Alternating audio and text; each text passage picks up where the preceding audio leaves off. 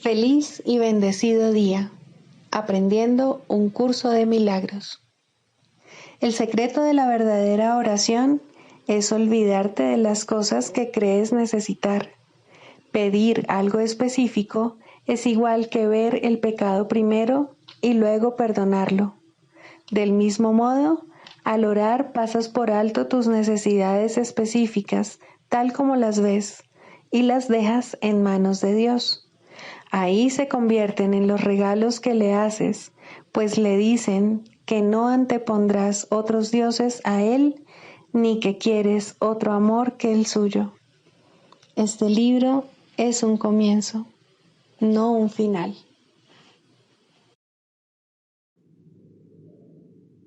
Del prefacio, que postula, párrafo 10. Lo opuesto a ver con los ojos del cuerpo es la visión de Cristo, la cual refleja fortaleza en vez de debilidad, unidad en vez de separación y amor en vez de miedo. Lo opuesto a oír con los oídos del cuerpo es la comunicación a través de la voz que habla en favor de Dios, el Espíritu Santo, el cual mora en cada uno de nosotros. Su voz nos parece distante y difícil de oír, porque el ego, que habla en favor del yo falso y separado, parece hablar a voz en grito. Sin embargo, es todo lo contrario. El Espíritu Santo habla con una claridad inequívoca y ejerce una atracción irresistible. Nadie puede ser sordo a sus mensajes de liberación y esperanza, a no ser que elija identificarse con el cuerpo. Ni nadie puede dejar de aceptar jubilosamente la visión de Cristo a cambio de la miserable imagen que tiene de sí mismo. Introducción. Este es un curso de milagros. Es un curso obligatorio. Solo el momento en que decides tomarlo es voluntario. Tener libre albedrío no quiere decir que tú mismo puedas establecer el plan de estudios. Significa únicamente que puedes elegir lo que quieres aprender en cualquier momento dado. Este curso no pretende enseñar el significado del amor, pues eso está más allá de lo que se puede enseñar. Pretende, no obstante, despejar los obstáculos que impiden experimentar la presencia del amor, el cual es tu herencia natural. Lo opuesto al amor es el miedo, pero aquello que todo lo abarca no puede tener opuestos. Este curso puede, por lo tanto, resumirse muy simplemente de la siguiente manera. Nada real puede ser amenazado. Nada irreal existe. En esto radica la paz de Dios. Capítulo 1. El significado de los milagros. Primero, principios de los milagros. Principio 31. Los milagros deben inspirar gratitud, no reverencia. Debes dar gracias a Dios por lo que realmente eres. Los hijos de Dios son santos y los milagros honran su santidad, que ellos pueden ocultar, mas nunca perder.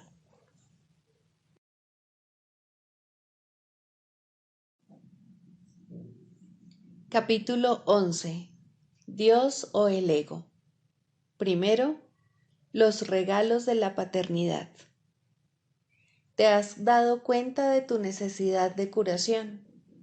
¿Le ofrecerías cualquier otra cosa a la filiación, habiendo reconocido la necesidad que tú mismo tienes de curación? Pues en esto estriba el comienzo del retorno al conocimiento, los cimientos sobre los que Dios ayudará a construir de nuevo el sistema de pensamiento que tú compartes con Él. Ni una sola piedra que coloques sobre esos cimientos dejará de ser bendecida por Él, pues estarás restaurando la santa morada de su Hijo, donde Él dispone que su Hijo esté y donde está. Sea cual sea la parte de la mente del Hijo de Dios en la que reinstauras esta realidad, la reinstauras también en ti mismo. Moras en la mente de Dios junto con tu hermano, pues la voluntad de Dios no es estar solo. Estar solo es estar separado de lo infinito, mas ¿cómo iba a ser posible esto si lo infinito no tiene fin? Nadie puede estar más allá de lo ilimitado, porque lo que no tiene límites está necesariamente en todas partes. En Dios no hay principios ni finales, pues su universo es Él mismo. ¿Cómo ibas a poder excluirte a ti mismo del universo o de Dios que es el universo? Mi Padre y yo somos uno contigo, pues tú formas parte de nosotros. ¿Crees realmente que parte de Dios puede extraviarse o estar ausente de Él? Si tú no formases parte de Dios, su voluntad no estaría unificada. ¿Es concebible esto? ¿Podría una parte de su mente no contener nada? Si nadie excepto tú puede ocupar tu lugar en su mente, y el que tú lo ocupases constituyó tu creación, sin ti habría un lugar vacío en la mente de Dios. La extensión no puede ser bloqueada ni tampoco tiene vacíos. Continúa eternamente por mucho que sea negada. Negar su realidad puede constituir un retraso en el tiempo, pero no en la eternidad.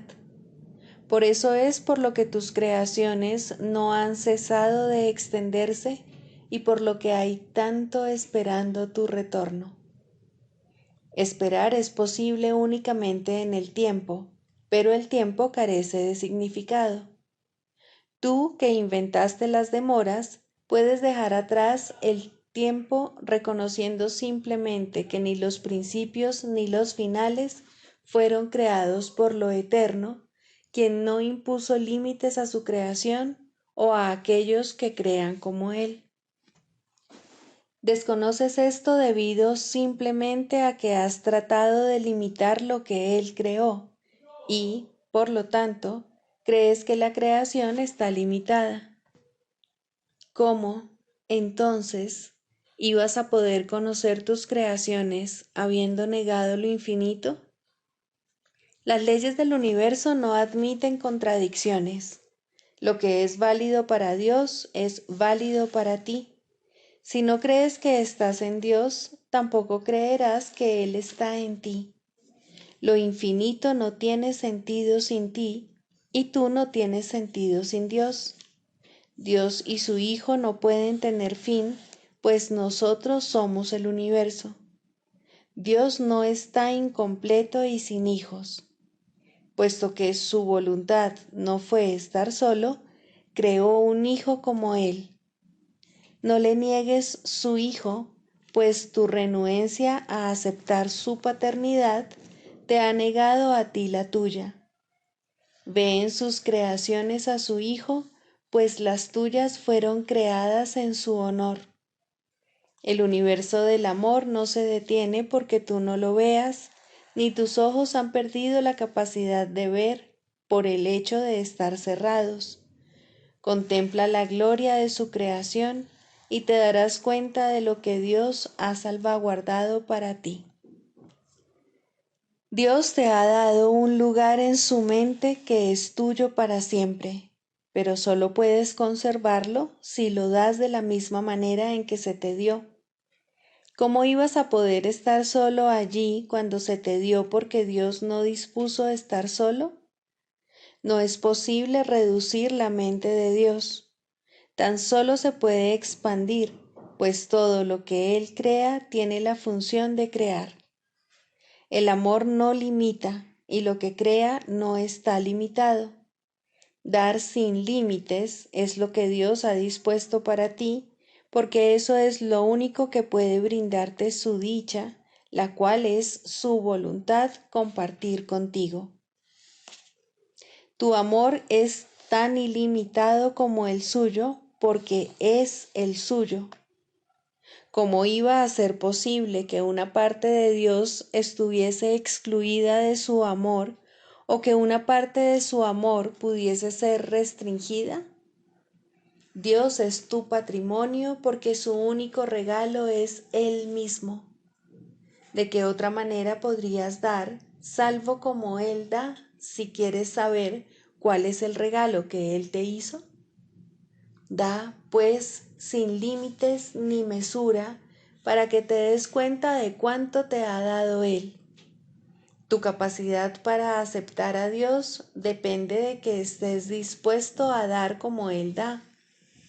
Tu paternidad y tu Padre son uno. La voluntad de Dios es crear y tu voluntad es la suya. De ello se deduce, pues, que tu voluntad es crear toda vez que tu voluntad emana de la suya.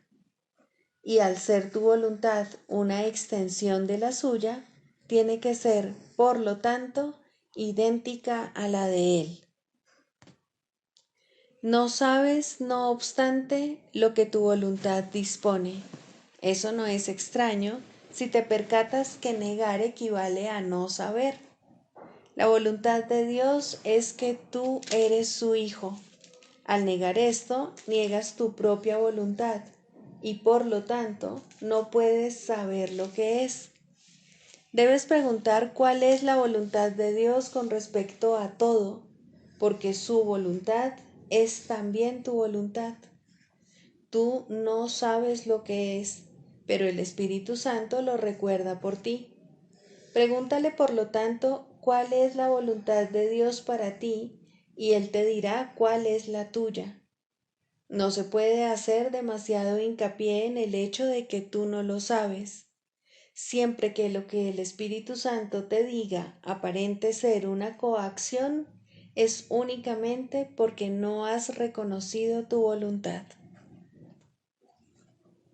La proyección del ego hace que la voluntad de Dios parezca ser algo externo a ti y por lo tanto que no es tu voluntad. De acuerdo con esta interpretación, parece que fuese posible que la voluntad de Dios y la tuya estuviesen en conflicto. Dios, pues, parece exigirte algo que tú no le quieres dar, privándote así de lo que anhelas. ¿Cómo iba a ser posible que Dios, que solo desea lo que es tu voluntad, fuese capaz de eso? Tu voluntad es su vida, que Él te ha dado. Ni siquiera en el tiempo puedes vivir separado de Él. Dormir no es estar muerto. Lo que Él creó puede dormir, pero no puede morir. La inmortalidad es su voluntad para su Hijo y la voluntad de su Hijo para sí. El Hijo de Dios no puede disponer la muerte para sí mismo porque su Padre es vida y su Hijo es como Él. La creación es tu voluntad porque es su voluntad. No puedes ser feliz a menos que hagas lo que realmente es tu voluntad, y esto no se puede cambiar porque es inmutable. Es inmutable porque es la voluntad de Dios y la tuya, pues de otro modo su voluntad no podría extenderse. Tienes miedo de saber cuál es la voluntad de Dios porque crees que no es la tuya. Esta creencia es lo que da lugar a la enfermedad y al miedo. Todo síntoma de enfermedad y de miedo emana de ella, porque es la creencia que hace que no quieras saber. Al creer esto te ocultas en la oscuridad, negando que la luz se encuentre en ti. Se te pide que confíes en el Espíritu Santo únicamente porque Él habla por ti. Él es la voz que habla por Dios, pero nunca olvides que Dios no dispuso estar solo. Él comparte su voluntad contigo, no te la impone. Recuerda siempre que lo que Dios da, Él lo conserva, de modo que nada que Él dé puede contradecirle. Tú, que compartes su vida, tienes que compartirla para poder conocerla, pues compartir es conocer. Bienaventurado tú que estás aprendiendo que oír la voluntad de tu Padre es conocer la tuya, pues tu voluntad es ser como Él, cuya voluntad es que así sea. La voluntad de Dios es que su Hijo sea uno y que esté unido a Él en su unicidad. Por eso es por lo que la curación representa el inicio del reconocimiento de que tu voluntad es la suya. Libro de ejercicios, pregunta 9. ¿Qué es el segundo advenimiento? El segundo advenimiento de Cristo, que es tan seguro como Dios, es simplemente la corrección de todos los errores y el restablecimiento de la cordura. Es parte de la condición que reinstaura lo que nunca se perdió y reestablece lo que es eternamente verdad. Es la invitación que se le hace a la palabra de Dios para que ocupe el lugar de las ilusiones, la señal de que estás dispuesto a dejar que el perdón descanse sobre todas las cosas, sin excepción y sin reservas. La naturaleza totalmente inclusiva del segundo advenimiento de Cristo es lo que le permite envolver al mundo y mantenerte a salvo en su dulce llegada, la cual abarca a toda cosa viviente junto contigo. La liberación a la que el segundo advenimiento da lugar no tiene fin, pues la creación de Dios es ilimitada. La luz del perdón ilumina el camino del segundo advenimiento, porque refulge sobre todas las cosas a la vez y cual una sola. Y así, por fin, se reconoce la unidad. El segundo advenimiento marca el fin de las enseñanzas del Espíritu Santo, allanando así el camino para el juicio final, en el que el aprendizaje termina con un último resumen que se extenderá más allá de sí mismo hasta llegar a Dios. En el segundo advenimiento, todas las mentes se ponen en manos de Cristo para serle restituidas al Espíritu en el nombre de la verdadera creación y de la voluntad de Dios. El segundo advenimiento es el único acontecimiento en el tiempo que el tiempo mismo no puede afectar, pues a todos los que vinieron a morir aquí o aún han de venir, o a aquellos que están aquí ahora, se les libera igualmente de lo que hicieron. En esta igualdad se reinstaura a Cristo como una sola identidad, en la cual los hijos de Dios reconocen que todos ellos son uno solo. Y Dios el Padre le sonríe a su Hijo, su única creación y su única dicha. Ruega, pues, porque el segundo advenimiento tenga lugar pronto, pero no te limites a eso, pues necesita tus ojos, tus oídos, tus manos y tus pies. Necesita tu voz, pero sobre todo, necesita tu buena voluntad. Regocijémonos de que podamos hacer la voluntad de Dios y unirnos en su santa luz. Pues mirad, el Hijo de Dios es uno solo en nosotros y podemos alcanzar el amor de nuestro Padre a través de Él. Lección 309. Hoy no tendré miedo de mirar dentro de mí. Dentro de mí se encuentra la eterna inocencia, pues es la voluntad de Dios que esté allí para siempre. Y yo, su Hijo, cuya voluntad es tan ilimitada como la suya, no puedo disponer que ello sea diferente, pues negar la voluntad de mi Padre es negar la mía propia. Mirar dentro de mí no es sino encontrar mi voluntad tal como Dios la creó y como es. Tengo miedo de mirar dentro de mí porque creo que forjé otra voluntad que, aunque no es verdad, hice que fuese real, mas no tiene efectos. Dentro de mí se encuentra la santidad de Dios. Dentro de mí se encuentra el recuerdo de Él.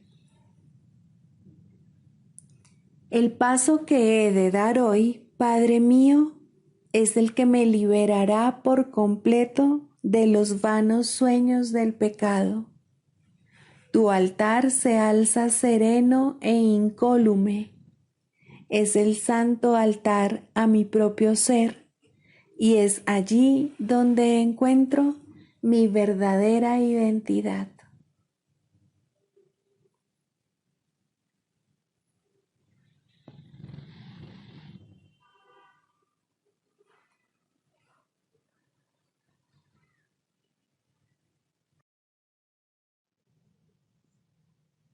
Del manual para el maestro, pregunta 4. ¿Cuáles son las características de los maestros de Dios? 5. Júbilo. El júbilo es el resultado inevitable de la mansedumbre. La mansedumbre significa que el miedo es ahora imposible. ¿Qué podría entonces obstaculizar el júbilo? Las manos abiertas de la mansedumbre están siempre colmadas. Los mansos no experimentan dolor, no pueden sufrir. ¿Cómo no habrían de ser felices? Están seguros de que son amados y de que, por lo tanto, están a salvo. El júbilo va unido a la mansedumbre, tan inevitablemente como el pesar acompaña al ataque. Los maestros de Dios confían en Él y están seguros de que su Maestro va delante de ellos, asegurándose de que no les acontezca ningún daño. Disponen de sus dones y siguen su camino, porque la voz de Dios los dirige en todo. El júbilo es su himno de gratitud, y Cristo los contempla también con agradecimiento. La necesidad que Él tiene de ellos es tan grande como la que ellos tienen de Él. Qué gozo tan inmenso compartir el propósito de la salvación.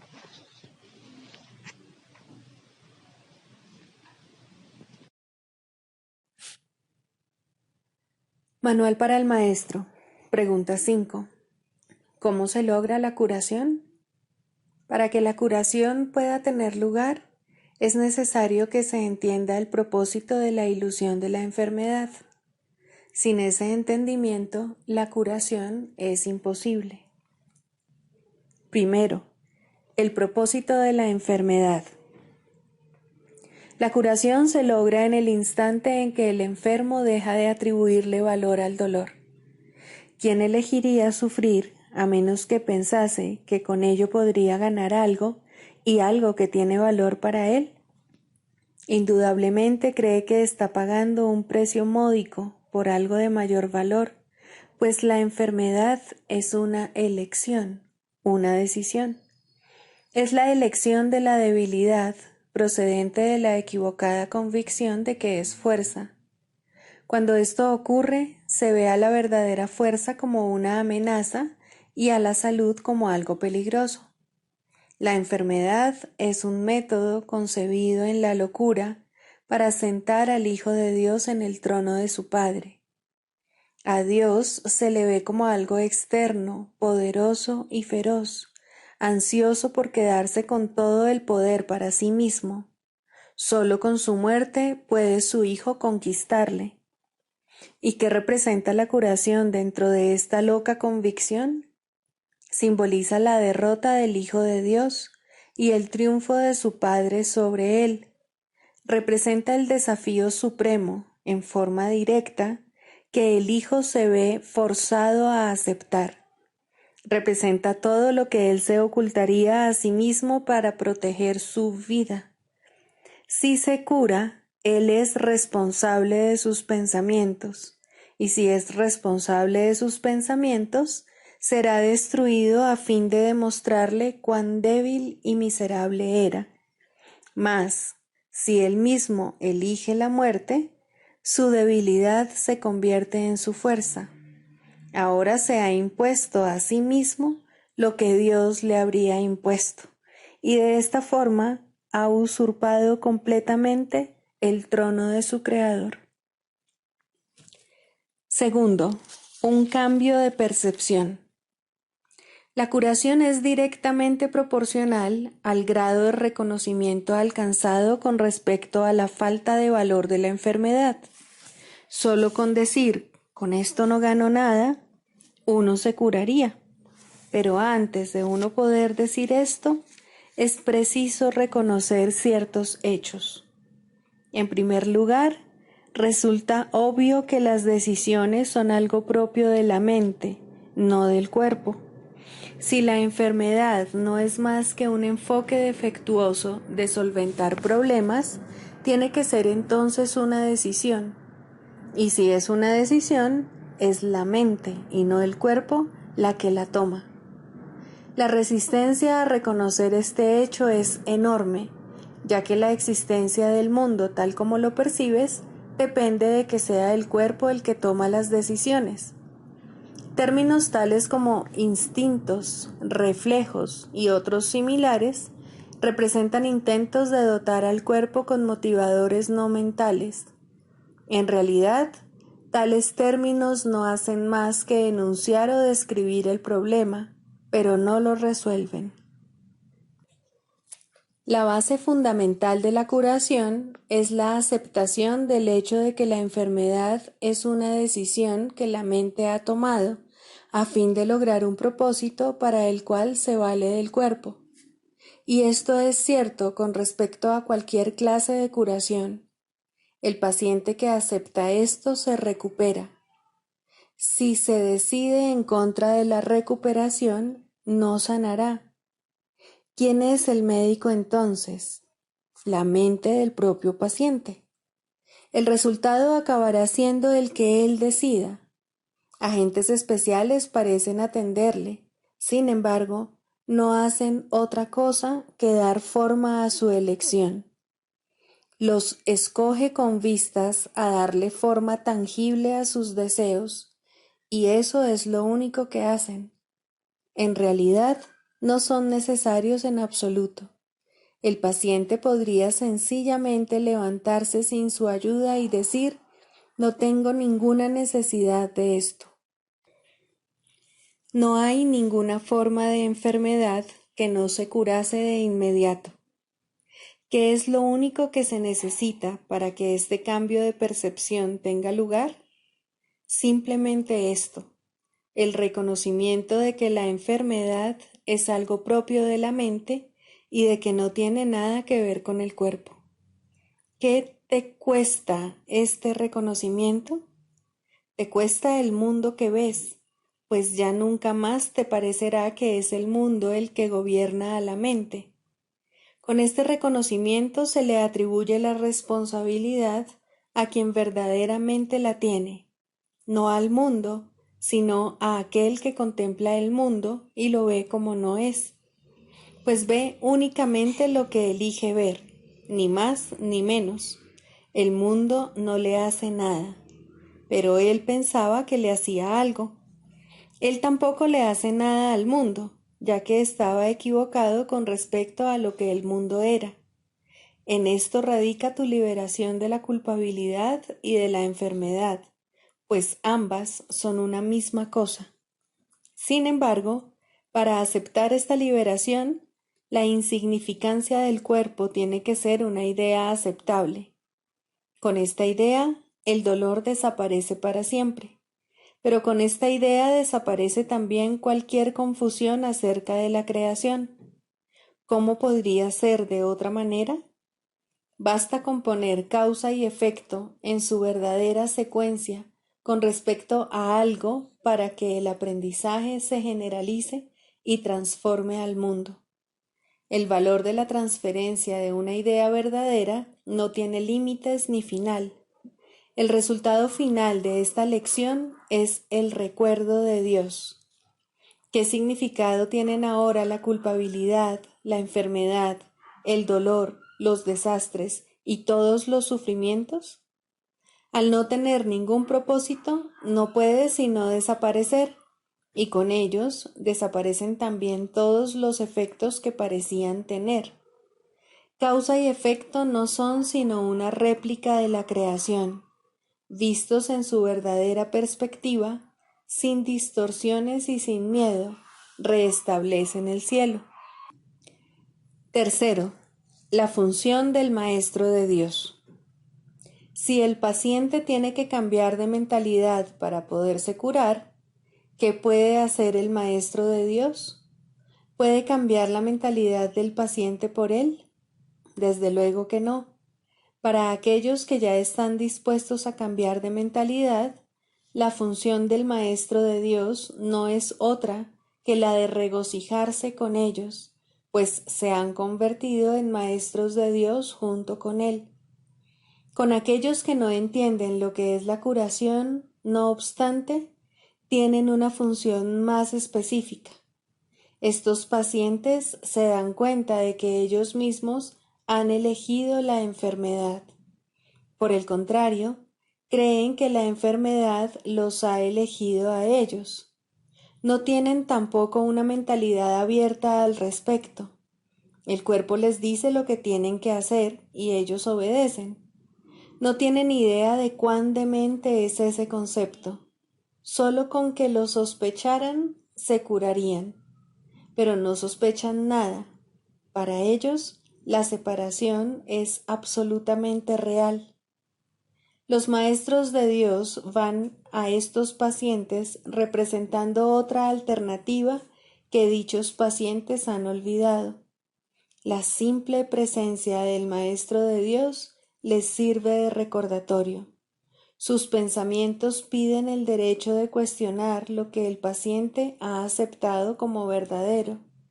En cuanto que mensajeros de Dios, los maestros de Dios son los símbolos de la salvación.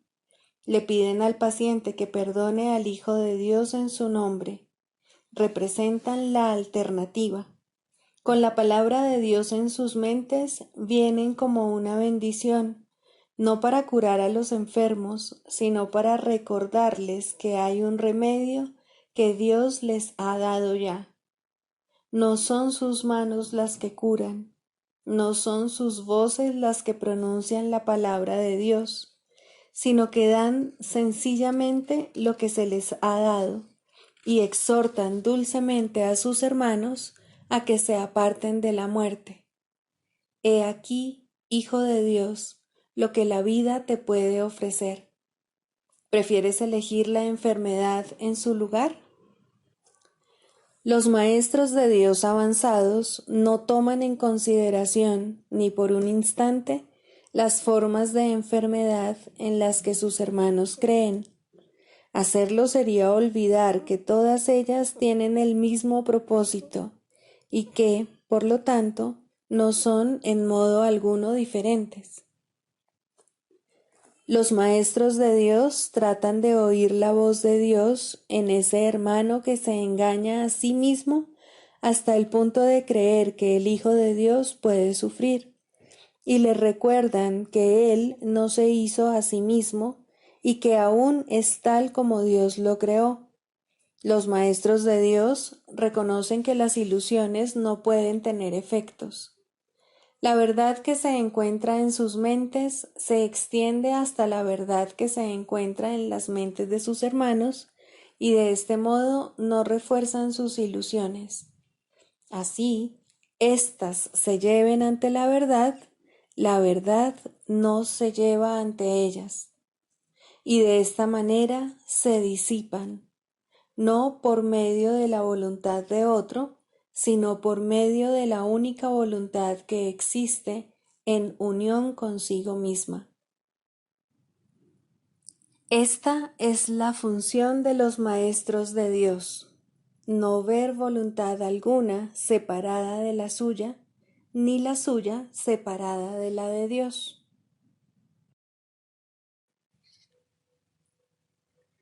Clarificación de términos. Introducción. Este no es un curso de especulación filosófica, ni está interesado en una terminología precisa. Se orienta únicamente hacia la expiación o corrección de la percepción.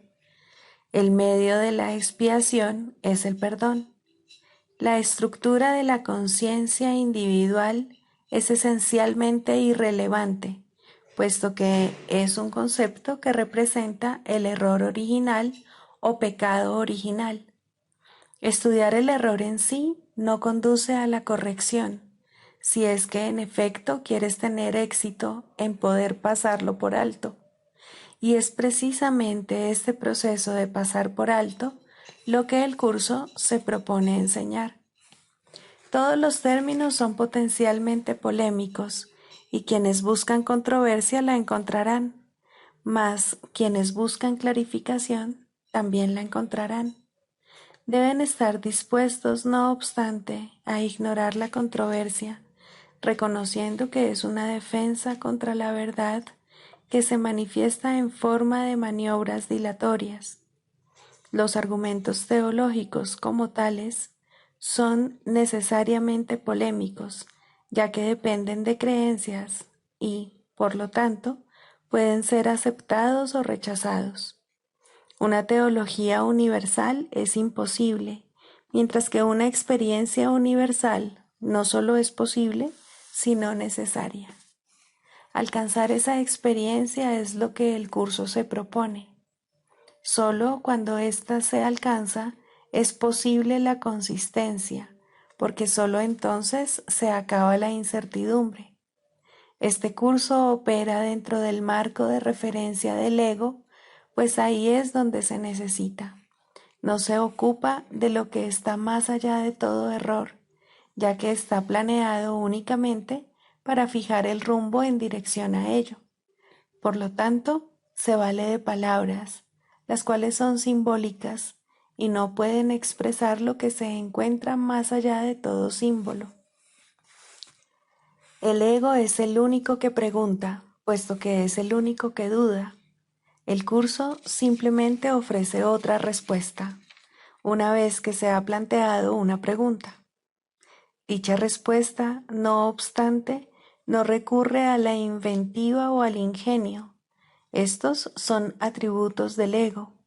El curso es simple, tiene una sola función y una sola meta.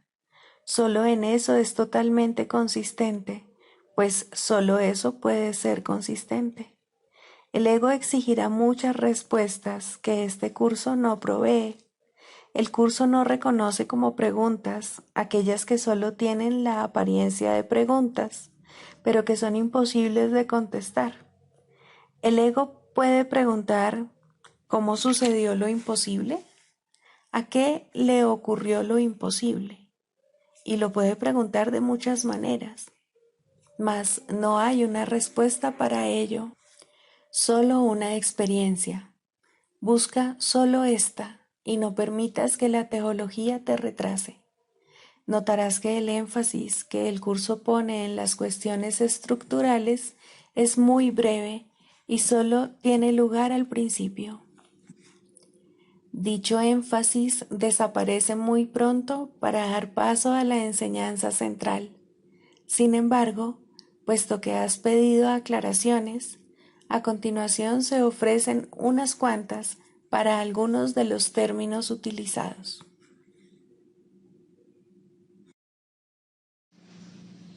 El proceso de la psicoterapia. Séptimo, la relación paciente-terapeuta ideal. ¿Quién es entonces el terapeuta y quién el paciente? Al final, todo el mundo desempeña ambos papeles. Aquel que necesita curación debe curar. Médico cúrate a ti mismo. ¿Quién más, sino tú, necesita curarse? ¿Quién más, si no, necesita curación? Cada paciente que acude a un terapeuta le ofrece a éste la oportunidad de curarse a sí mismo. Por lo tanto, es su terapeuta, y cada terapeuta debe aprender a curarse con cada paciente que acude a él. De esta manera, el terapeuta se convierte en el paciente. Dios no sabe nada de separación. Lo único que sabe es que tiene un hijo. Su conocimiento se ve reflejado en la relación paciente-terapeuta ideal. Dios acude a aquel que lo llama y éste se reconoce a sí mismo en él. Piensa detenidamente, maestro y terapeuta, por quién oras y quién es el que necesita curación, pues la terapia es oración y la curación es su mira y su resultado. ¿Qué es la oración sino la unión de mentes en una relación en la que Cristo puede entrar a formar parte? Esa es su morada, a la que la psicoterapia lo invita. ¿Qué sentido tiene la curación de un síntoma si siempre hay otro que se puede elegir? Mas una vez que Cristo ha entrado, ¿qué otra elección hay salvo permitir que se quede? No hay necesidad de más, pues eso es todo. Ahí está la curación, la felicidad y la paz. Estos son los síntomas de la relación paciente-terapeuta ideal, que reemplazan a aquellos con los que el paciente llegó cuando vino pidiendo ayuda. El proceso que realmente tiene lugar en esa relación es uno en el que el terapeuta le dice de todo corazón a su paciente que todos sus pecados han sido perdonados junto con los propios. ¿Qué diferencia hay entre la curación y el perdón? Solo Cristo perdona, pues conoce su falta total de pecado. Su visión sana la percepción y la enfermedad desaparece, pues una vez que su causa ha sido eliminada, no vuelve a presentarse más. Para que esto tenga lugar, no obstante, se necesita la ayuda de un terapeuta muy avanzado, capaz de unirse al paciente en una relación santa, en la que todo sentido de separación finalmente se supere. Para ello se requiere una cosa y solo una: que el terapeuta no se confunda a sí mismo con Dios en modo alguno. Todo sanador no sanado cae en esta confusión fundamental de una u otra forma al considerarse como su propio creador en lugar de creado por Dios. Rara vez, si acaso, es esta una confusión de la que es consciente, o el sanador no sanado se convertiría instantáneamente en un maestro de Dios y consagraría su vida a la verdadera curación. Antes de llegar a este punto, pensó que estaba a cargo del proceso terapéutico y que, por lo tanto, era responsable de sus resultados. Los errores del paciente se convirtieron así en sus fracasos, y la culpabilidad se convirtió en la cubierta, obscura y fuerte, de lo que debía ser la santidad de Cristo. La culpabilidad es inevitable para aquellos que se valen de su propio juicio al tomar decisiones. La culpabilidad es imposible para aquellos a través de los cuales habla el Espíritu Santo. Eliminar la culpabilidad es el verdadero objetivo de la terapia y el evidente objetivo del perdón. En esto su unicidad se puede apreciar claramente, mas ¿cómo podría experimentar el final de la culpabilidad quien se siente responsable de su hermano en el papel de guía suyo? Tal función presupone un conocimiento que nadie aquí puede tener. una certeza del pasado, del presente y del futuro, así como de todos los efectos que en ellos puedan ocurrir. Solo desde esta perspectiva omnisciente podría ser posible semejante función, mas ninguna percepción es omnisciente, ni es el diminuto yo de uno solo contra el universo capaz de asumir que posee tal sabiduría, excepto en la locura. Que muchos terapeutas están locos es obvio. Ningún sanador no sanado puede estar completamente cuerdo. No obstante, es tan demente negarte a aceptar una función que Dios te ha encomendado como lo es inventar una que Él no te dio. El terapeuta avanzado en ningún caso puede dudar del poder que hay en él, ni tampoco de la fuente de ese poder. Comprende que todo poder en la tierra y en el cielo le pertenece por ser quien es.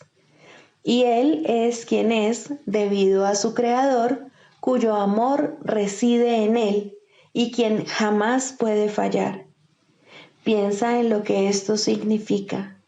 Los regalos de Dios son suyos para dar. Sus pacientes son los santos de Dios, quienes invocan su santidad para hacer la suya. Y según Él las concede, ellos contemplan la radiante faz de Cristo, que, a su vez, los contempla a ellos. Los dementes, al creer que son Dios, no temen ofrecer debilidad al Hijo de Dios, y por esa razón lo que ven en Él en verdad los atemoriza. El sanador no sanado no puede evitar sentir miedo de sus pacientes y sospechar de su lealtad por la traición que ve en sí mismo. Intenta curar y en ocasiones tal vez lo consiga. Su éxito será limitado y de corta duración.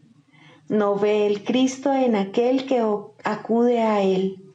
¿Qué respuesta puede dar aquel que parece un extraño, ajeno a la verdad y pobre en sabiduría, desprovisto del Dios que le debe ser dado? Contempla a tu Dios en Él, pues lo que ves será tu respuesta. Piensa en lo que en realidad significa la unión de dos hermanos. Y luego olvídate del mundo y de todos sus míseros triunfos, así como de sus sueños de muerte. Todos son uno y lo mismo, y ahora nada puede recordarse del mundo de la culpa. La habitación se transforma en un templo y la calle en un torrente de estrellas que, rozando suavemente, se desliza más allá de todos los sueños enfermizos. La curación se ha dado, pues lo que es perfecto no necesita curación. ¿Y que puede necesitar perdón allí donde no hay pecado? Siéntete agradecido, terapeuta, que puedes contemplar cosas como estas solo con entender tu verdadero papel. Si no lo haces, habrás negado que Dios te creó y por ende no sabrás que eres su hijo. ¿Quién es tu hermano ahora? ¿Qué santo puede venir para llevarte con él a casa? Has perdido el rumbo. ¿Cómo puedes ahora esperar ver en él una respuesta que te has negado a dar? Cura y cúrate. No hay otra alternativa que pueda jamás conducir a la paz. Deja entrar a tu paciente, pues viene a ti de parte de Dios. ¿No es acaso su santidad suficiente para despertar en ti tu memoria de Él? El canto de la oración. Primero, la causa de la enfermedad.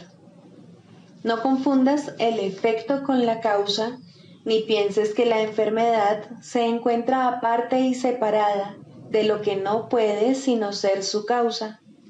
La enfermedad es una señal una sombra de un pensamiento malvado que parece ser real y justo, de acuerdo con las normas de este mundo. Es la prueba externa de pecados internos y da testimonio de pensamientos rencorosos que hieren y procuran hacer daño al Hijo de Dios. Curar el cuerpo es imposible, y esto queda demostrado por la brevedad de la cura. El cuerpo acabará muriendo de todas maneras, y así lo único que hace su curación es demorar su retorno al polvo de donde nació y al que volverá. La falta de perdón del Hijo de Dios es la causa del cuerpo. No ha abandonado su fuente, y esto queda claramente demostrado por su dolor y envejecimiento y por la marca de la muerte que pesa sobre sí. El cuerpo les parece temeroso y frágil a quienes piensan que sus vidas están bajo su mandato y vinculadas a su inestable y nimio aliento. La muerte los contempla conforme cada momento que pasa se escapa irrevocablemente de sus avariciosas manos sin poderlos retener, y sienten miedo cuando se producen cambios en sus cuerpos y éstos enferman, pues sienten el fuerte hedor de la muerte en sus corazones. El cuerpo puede sanar como efecto del verdadero perdón. Solo eso puede traer el recuerdo de la inmortalidad, que es el don de la santidad y del amor. El perdón no puede sino ser concedido por la mente que comprende que debe pasar por alto todas las sombras que cubren la santa faz de Cristo, entre las cuales la enfermedad se debe considerar una de ellas. No es nada más que esto, la señal del juicio hecho de un hermano sobre otro hermano y del Hijo de Dios sobre sí mismo, pues ha condenado al cuerpo a hacer su prisión y olvidó que fue Él quien le adjudicó ese papel. Lo que el Hijo de Dios ha hecho, ahora Él mismo tiene que deshacerlo, pero no solo, pues se desprendió de la llave de la prisión, su santa impecabilidad y el recuerdo del amor de su Padre. No obstante, se le ha dado ayuda a través de la voz que su Padre puso en él. El poder de curar es ahora el don que le ha concedido su Padre, pues a través de su voz él puede llegar hasta su Hijo y recordarle que el cuerpo puede convertirse en su morada elegida, pero nunca será su hogar en verdad. Es necesario distinguir, por lo tanto, entre la verdadera curación y su defectuosa contraparte. El mundo de los opuestos es el lugar de la curación, pues, ¿qué podría necesitar curación en el cielo? Tal como en el mundo, la oración puede pedir desacertadamente y la aparente caridad perdonar para matar. Así la curación puede ser tanto falsa como verdadera, testigo del poder del mundo o del eterno amor de Dios.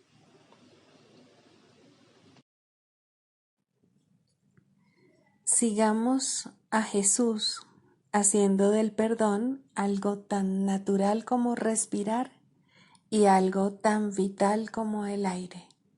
Amén.